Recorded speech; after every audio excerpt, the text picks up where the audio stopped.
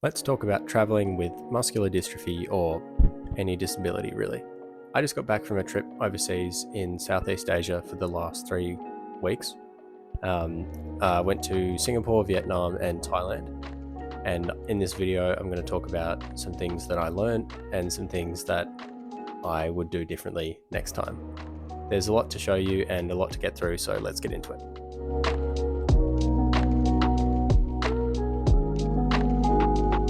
Deciding to travel when you have a disability, in my case traveling with muscular dystrophy, can be a big decision. Traveling to Southeast Asia, an even bigger one, and I'll get into that later. For now, let's talk about making the commitment to go, because it is a commitment. Travel can be expensive and exhausting at times. There's heaps to plan and lots to consider. I guess a lot of the decision really just boils down to why you want to go. For me, it was a few things. I don't want to look back on my life and regret not doing the things I had the ability to do at the time. I can't always guarantee I'll have this level of mobility or this mindset even. I might get caught up with work or down the track, a family of my own, but right now I can travel and so I want to. I think it's good to get out of your comfort zone and experience life in different ways. Southeast Asia is also a more challenging place to navigate than, say, Europe, in my experience, so I don't want to put that off. Finding your why is important when deciding to travel because there's a lot to plan and you need to be quite focused and committed. What sort of trip you decide to do depends on so many things. Your budget, mobility, who you can go with, how easy it is to navigate footpaths and roads. That's quite a big one actually in different countries. There's really a lot to consider. If you're in a wheelchair or have mobility issues, you probably already know that there are specialist travel agents who can help you plan a wheelchair-friendly trip. I am still lucky enough to have a fair bit of mobility, but there were some things that I found quite challenging. Like boats. Getting in and out of boats in Thailand I found especially challenging. And when I saw some of the boats that I knew I had to get into, I didn't really know if I could. So I have a new fear of small boats, but that's cool. I had my twin brother along on the trip and he's really strong, so he helped me get in and out when I couldn't do it myself. It wasn't the only time it helped to have someone strong and able-bodied traveling with me, so that's my first tip, which is consider traveling with a strong buddy. Where you go is obviously a big thing to consider. For me, I wanted to see Southeast Asia, even though it's more challenging to get around. It's known for many things, including monsoonal rain. So we went in the dry season, but those big downpours in the wet season mean that the footpaths and the gutters are often really high and can be hard to step up onto.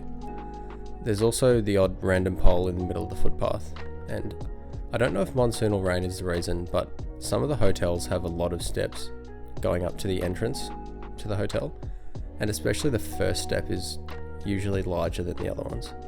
So I don't know if that's for that reason, but I thought that was interesting and worth noting.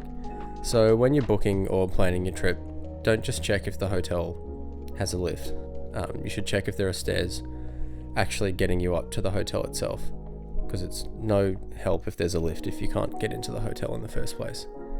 Stairs are everywhere in Southeast Asia, and a lot of the time they don't have handrails. So if you can, my second tip is find out how many stairs you're in for. So if you're on an organised trip, you can usually work this out, and including any that lead you into the actual hotel. It's a bit boring to talk about, so I won't dwell on it too long, but make sure you disclose on your travel insurance that you have a pre-existing condition, so your disability, because the insurance costs a bit more and you don't want to get dinged up and have to worry about getting the help you need in a random country.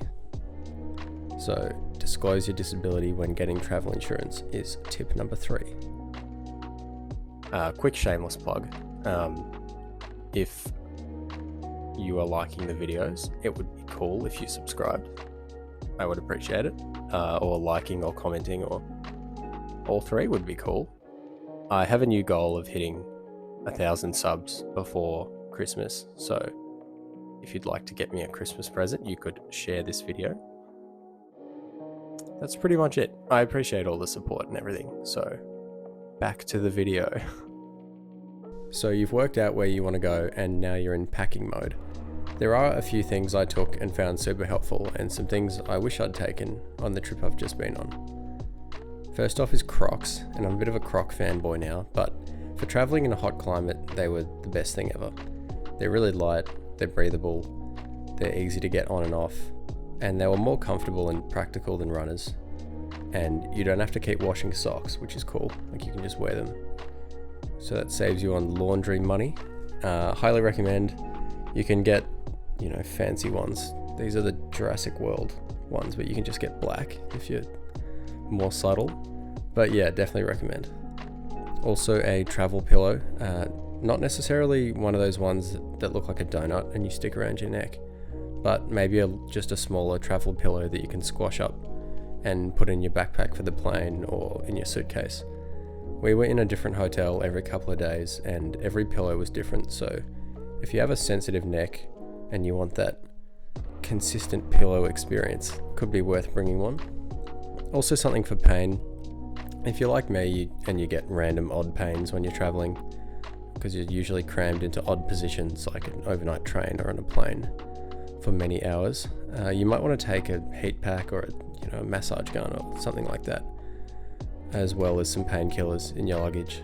If you get a twinge, it's bound to be a time when you're nowhere near a pharmacy, so be prepared. Additionally, hiking poles. I didn't take any, but I don't think they're too expensive, and it sounds like they would help on uneven ground if you have a bit of trouble with balance.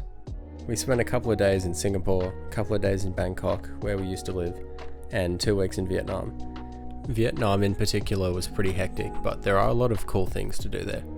Like this cafe in Hoi An that's run entirely by people who are deaf, and also there's this workshop that was set up by a Vietnam War vet to employ people with disabilities due to polio or bike accidents. So that was pretty cool. So my advice is, yes, you should travel, but consider all the challenges, work out how you can overcome them, and get advice from friends or travel specialists, and then just do it.